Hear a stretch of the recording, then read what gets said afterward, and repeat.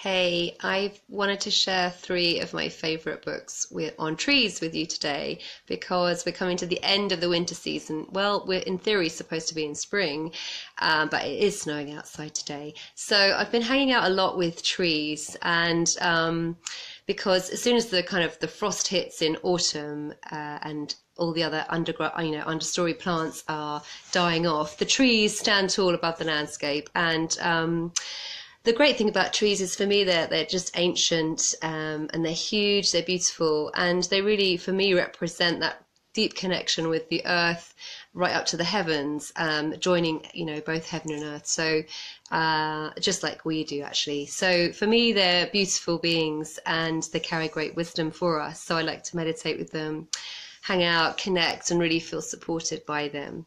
And they're just great, vibrant beings. So if you're feeling low on energy, I like to go and hang out with a tree because, if you think about it, they're just light. They create their beautiful trunk, their branches, their leaves. It's all created from the light that they absorb and turn into make their trees and trunks and things using the light and the water and the nutrients. So anyway, that's why I love trees so much. But I'm going to start with these three books today. So the first book, and I know this will be back to front for you, so it's just to give you an idea of what this cover looks like. So the first book is The Hidden Life of Trees, and it's by a guy called Peter Wohlleben. I haven't really spelt that very well, but I'm sure if you Googled it, it would come up.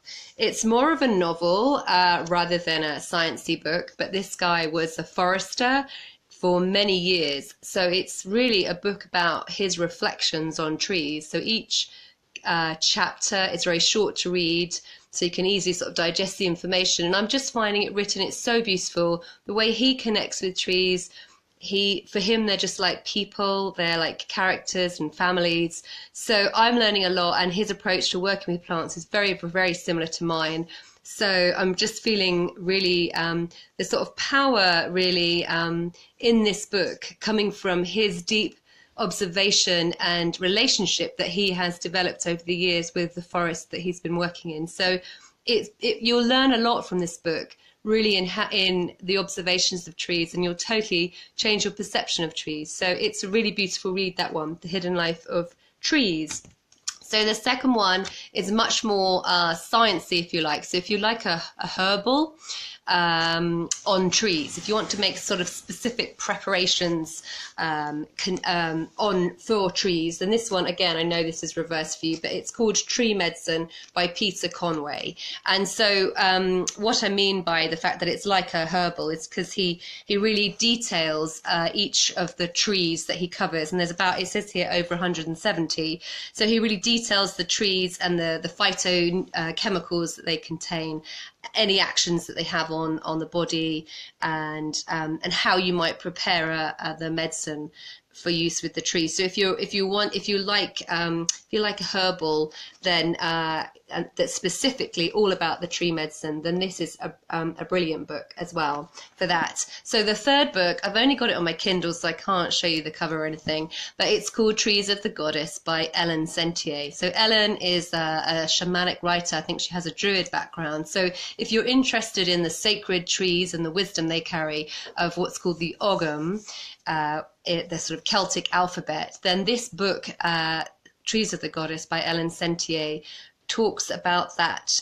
She has I think there's about 13 trees, so she'll tell you what symbol of the alphabet they relate to, and a little bit about the folklore and how to identify them. It's quite a short book. It's quite basic information on that, but if you're sort of thinking, oh, you might want to get into learning about those Celtic trees, then it's a really good one to start with.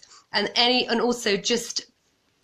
also to mention, I mean, there's obviously many other books on trees, but I also really recommend the books by Glennie Kindred. She has one called The Sacred Tree, which again looks at the Celtic tree calendar and has the 13 trees of that calendar as you go through the different moons of the year. And also there she has one on the tree Ogham too. So there you go, some of my favorite books on trees, just because it's snowing outside and all of the green and growing plants of spring are not really that available to me. So enjoy. Bye. And if you've got any plants, books that you want to add, then just add them in the comments, because I'd love to hear what your favorite books on trees are too. Okay, bye.